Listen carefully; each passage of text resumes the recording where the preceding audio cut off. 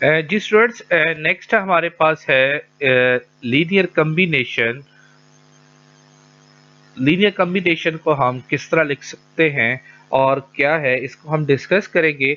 A vector equation C1V1 plus C2V2 up to CnVn is equal to B, या CnVP भी हम इसे लिखते हैं। ये हमारे पास एक लीनियर कम्बिनेशन कहलाएगी।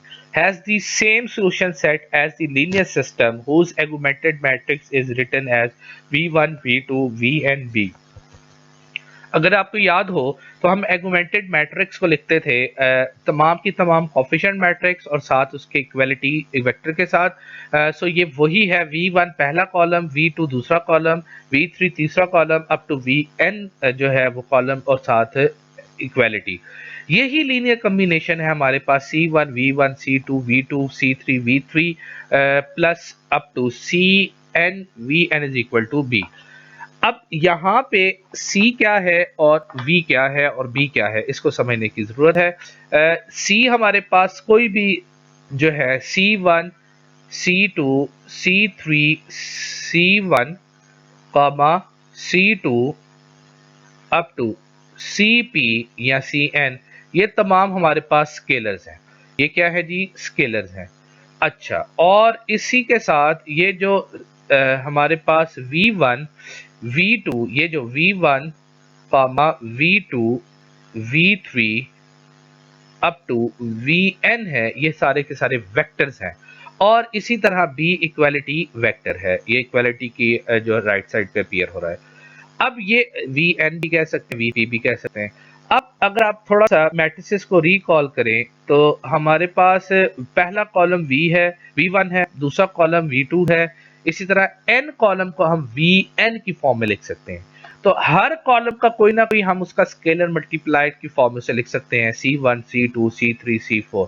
इसकी वैल्यूज को फाइंड आउट करना, इसको हम यूज भी करते हैं। तो हमारे पास ये जो लीनियर कम्बिनेशन है लेफ्ट हैंड साइड का, ये बराबर आएगा हमेशा B के साथ, इक्वालिटी के साथ। बिल्कुल उसी तरह तो जैसे हम एगुमेंटेड मैट्रिक्स की वैल्यूज को फाइंड आउट करते हैं, x1 x2 x3 x4, अगर 3 क्रॉस 3 है तो उसको इक्वेशन में पुट अप करें तो हमारे पास इक्वालिटी जो है वो सेटिस्फाई होती है, ट्रू होती है। बिल्कुल यहाँ पे लीनियर कॉम्बिनेशन भी ट्रू होगा। इन अदर वर्ड्स अगर मैं आपको बताऊं कि C1 C2 C3 जो है, इसे हम x1 हम स्पेलिंग में लिखेंगे matrix x1 x2 up to xn भी लिख सकते हैं। क्यों? इनकी वैल्यूज को हम फाइंड आउट करते हैं और यहां पे पुट अप करते हैं तो हमारे पास लेफ्ट हैंड साइड जो है वो बराबर आ जाती है B के। इसी को हम लीनियर कॉम्बिनेशन कहेंगे और इसी को हम फिर फर्दर जो है मैट्रिक्स इक्वेशन की फॉर्म में भी लिखते हैं। आगे फर्दर अगर हम देखें, in particular, B can be generated by the linear combination of V1, V2 up to Vn if and only if there exists a solution to the linear system corresponding to the matrix। अगर system का solution exist करता होगा तब हम उसको linear combination की form में लिख सकेंगे।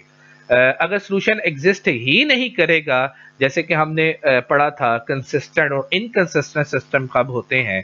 कंसिस्टेंट सिस्टम ऐसा सिस्टम कि जिसमें हमारे पास सॉल्यूशन एग्जिस्ट करे, इसकी बात के कता नजर कि हमारा वो सिस्टम का सॉल्यूशन यूनिक होगा या इनफाइनाइटली मैनी होंगे, हम कलेक्टिवली उस सिस्टम को कंसिस्टेंट सिस्टम कहेंगे। और अगर सिस्टम का सॉल्यूशन एग्जिस्ट नहीं करेगा तो इस सिस्टम को हम इनकंसिस्टेंट सिस्टम कहेंगे।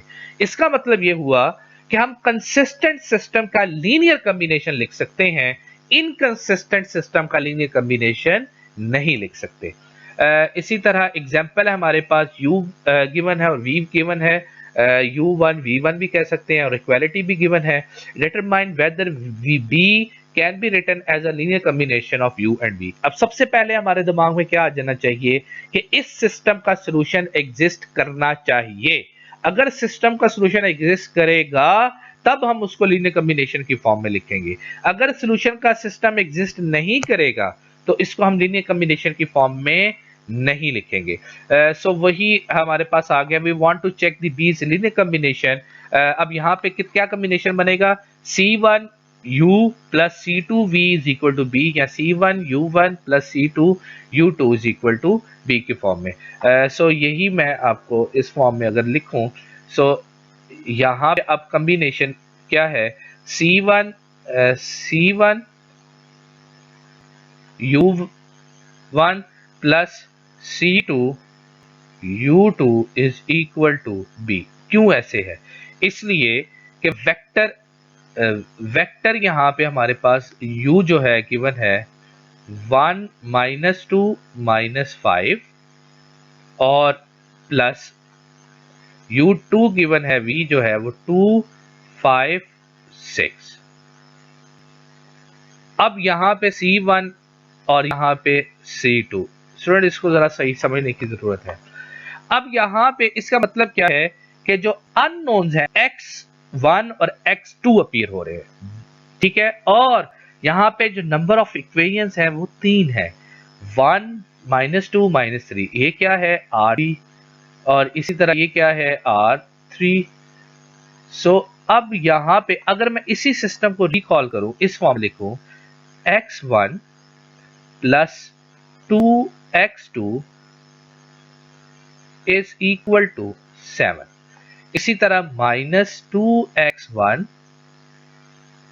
Plus 5x2 is equal to 4, और लास्टली क्या आ जाएगा -5x1 plus 6x2 is equal to -3। अब देखिए मैंने जैसे पहले कहा कि बेसिकली अब ये हमारे पास x1 के लिहाज से कॉलम है, ये x2 के लिहाज से कॉलम है, और ये इक्वालिटी है।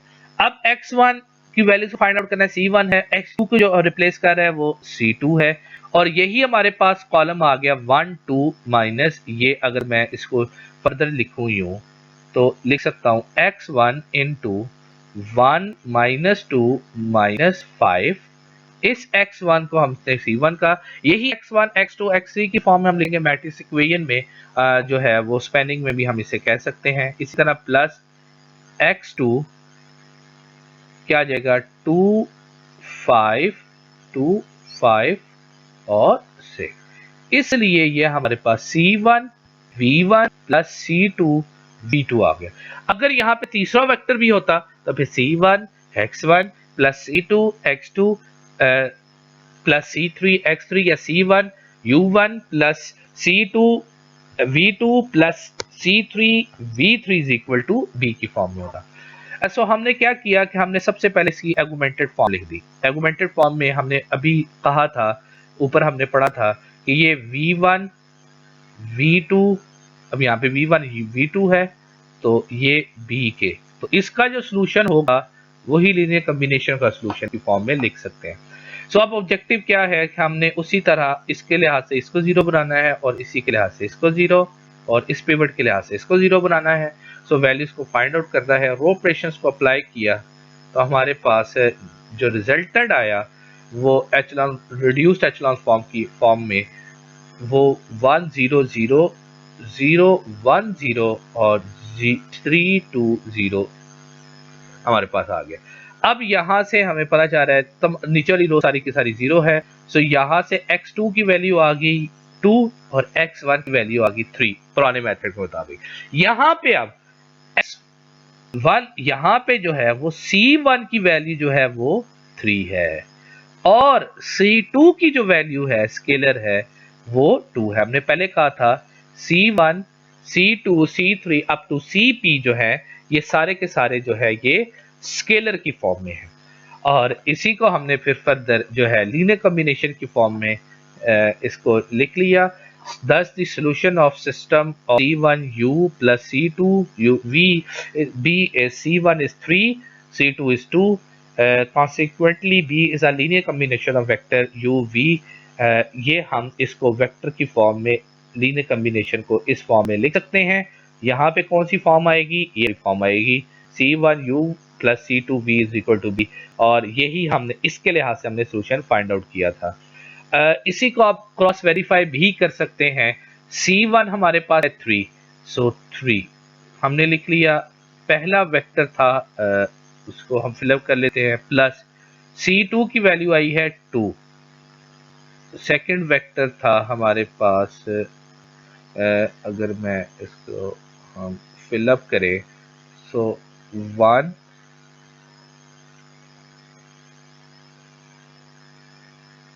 यहां से अगर हम देखें यहीं पे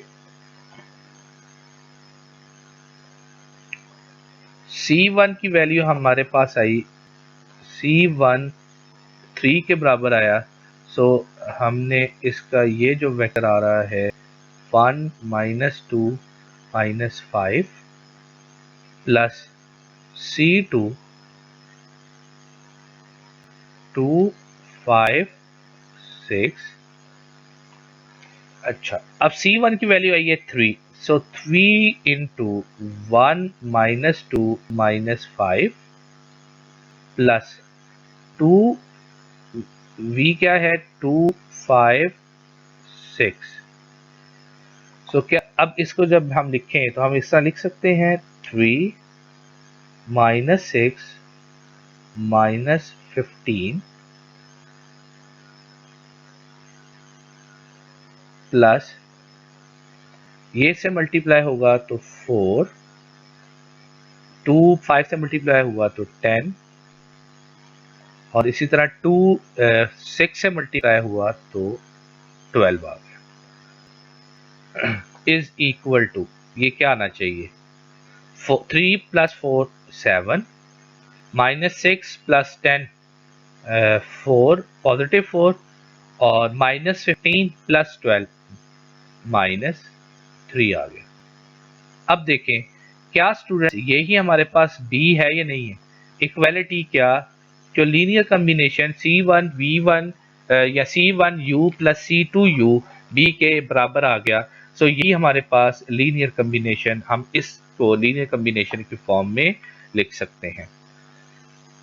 इसी तरह एग्जाम्पल हमारे पास है नेक्स्ट, जो पॉइंट्स के लिहाज से मैंने बात की थी कि हम वेक्टर को पॉइंट्स लीनियर कम्बिनेशन की फॉर्म में लिख सकते हैं, पॉइंट से रिप्रेजेंट कर सकते हैं। वही हमारे पास यहाँ पे ग्रिड स्टेशन के लिए ग्रिड लाइंस के लिहाज से है। ये हमारे पास वेक्टर है, ये लाइन हमारे पास V1, इसी की एक्सटेंशन 2V1, इसी की एक्सटेंशन 3V1, और इसी तरह ये V2 और इसी की एक्सटेंशन 2V2, इसी की 3V2। अब हम इन पॉइंट्स को जो है वो लिख सकते हैं in term of linear combination.